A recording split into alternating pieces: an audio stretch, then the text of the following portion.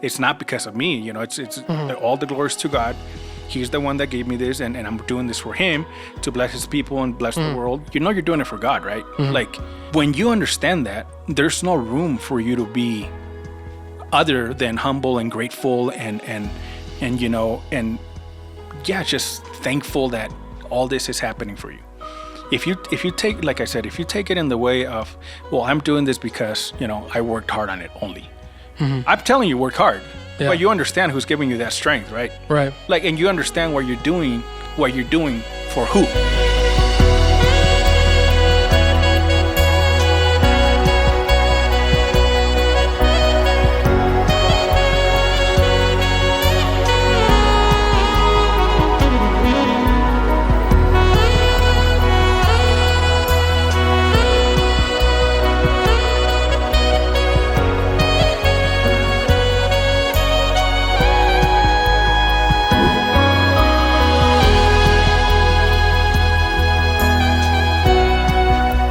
Uriel, just for our listeners, and so we can get to know you better, we'd love just to hear a little bit about your story, being a musician, being a Christian, how those two blend, how you've gotten to where you are today. Yeah, of course. Well, I was born in Mexico, Mexico City, actually, but I was raised in a little town in Guerrero, Mexico called La Laja.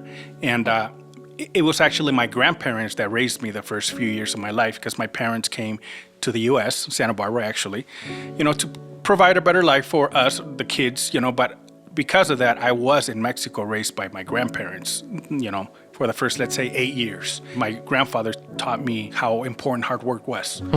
So, when I was 4 or 5 years old, and people don't believe me when I say this, I would have to get on my donkey or my little horse, go to our where our cattle was, round them up, take them to drink water, bring them back, close it up, come home, when I was 4 or 5 years old. In Mexico, my family was very, diehard Catholic. But when I came to the States, my parents had converted to Christianity. So I started going to the church. I didn't have my first personal encounter with Christ till I was 12 years old.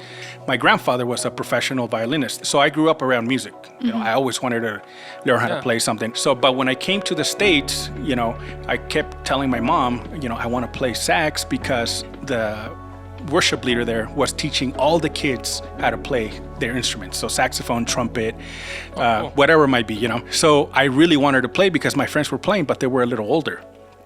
So I wasn't allowed to join the club with them, I guess, because I wasn't old enough, but I kept bugging my mom. Mom, I want to play. I want a saxophone. I want to play. So she finally said, fine. She bought me a sax. And within a couple of days, I said, I don't like it. I'm not going to do it. And then... it's tough. There's a big learning curve, especially at the beginning. Exactly. And especially by myself, basically, Yeah. So then she goes like, well, I bought it. Now you're going to do it. Yeah. I don't care what you think. Now you're going to do it. I'm like, fine. So she pushed me. I guess you can say she forced me, That's okay, And obviously within a couple of weeks, I fell in love with it. And I just couldn't drop the sax. She would get mad because I wouldn't come have lunch. So it totally flipped. 180. After school, I would come practice until I could, all Saturday, in between services on Sunday. And just that went on for years. That's how I really feel that God started putting it in my heart, that this is what I wanted to do, to be a musician. That's what I always wanted to be. Now, did I want to be a Christian musician? Not necessarily. I wanted to be like a smooth jazz musician. Yeah. Kenny G was my hero, my idol growing up. Yeah. So I wanted to do the secular thing. I did. I did my first album when I was 17 years old, my own smooth jazz album. I started getting into the smooth jazz circuit, bars and restaurants and things like that. And I guess I saw too much, and how people are in those genres. And that's when God, told me, it's because I gave you this gift to share it with, with the people. With my people, but with the world too, obviously. Right. And so that's when I was around 21, 22 years old when I decided to, give my talent and my ministry strictly to God. The talent strictly to ministry. And we've been doing that ever since. So coming from that, planting corn when I was that age, all night, all day. Yeah. And now coming here and, getting millions of streams, plays, whatever, testimonies, going on to Israel with Dr. David Jeremiah, getting married in Israel by Dr. David Jeremiah, cruises. It's just like, how am I supposed to feel? Yeah. Like it's just not, this wasn't supposed to be for me, you know? But like I said, that experience that I had with the Lord growing up, it just reaffirms everything. Yeah. So why would I ever go back and try to do something else? You know what I mean? That's other people tell me, why not try to do this? Like, because God is blessing me like this, and this is where he wants me. Yeah, it feels like you understand, like, no, this is what my calling is, and this is where I'm staying, and you're seeing God's blessings through that. We also have to understand that it's not just God blessing you. You have to put in the work, man. Absolutely, yeah. You have to put it, like, nothing is going to be handed to you. Number two, take all the opportunities that you can get. Musicians, ministry people, sadly, nowadays, it's, for the most part, you just want to get paid. And that's like such a way to hinder your growth, I feel. Yeah. You know, actually, I'll tell you the story how I came to start working with Turning Point.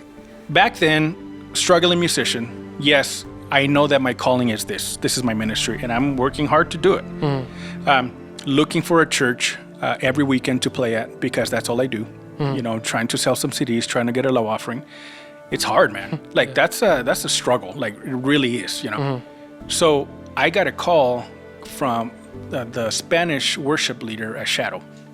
And he tells me, hey, Uriel, can you please set up some horns? Because we need a horn section for a third anniversary of our church, or whatever anniversary was.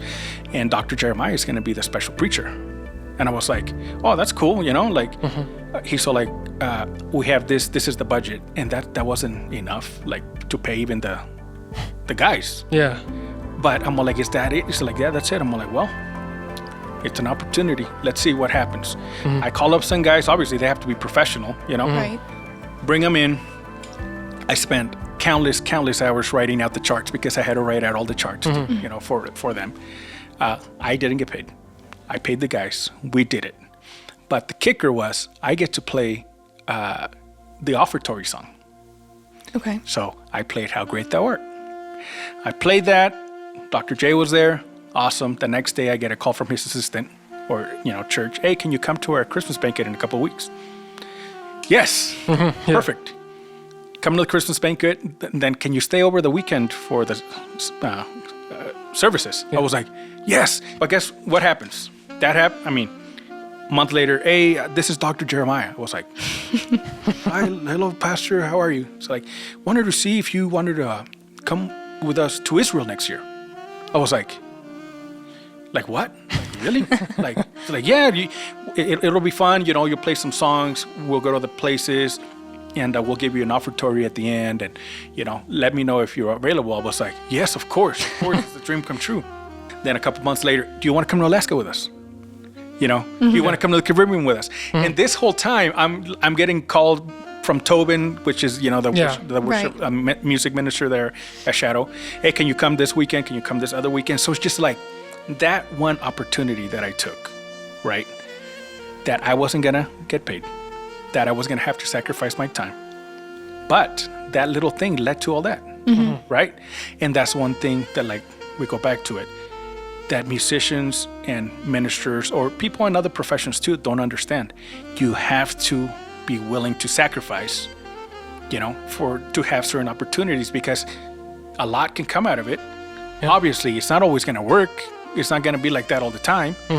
But, you know, if God really gave you this and you trust them and you put, you know, your talent, your ministry in his hands, I really believe that he is going to bless you.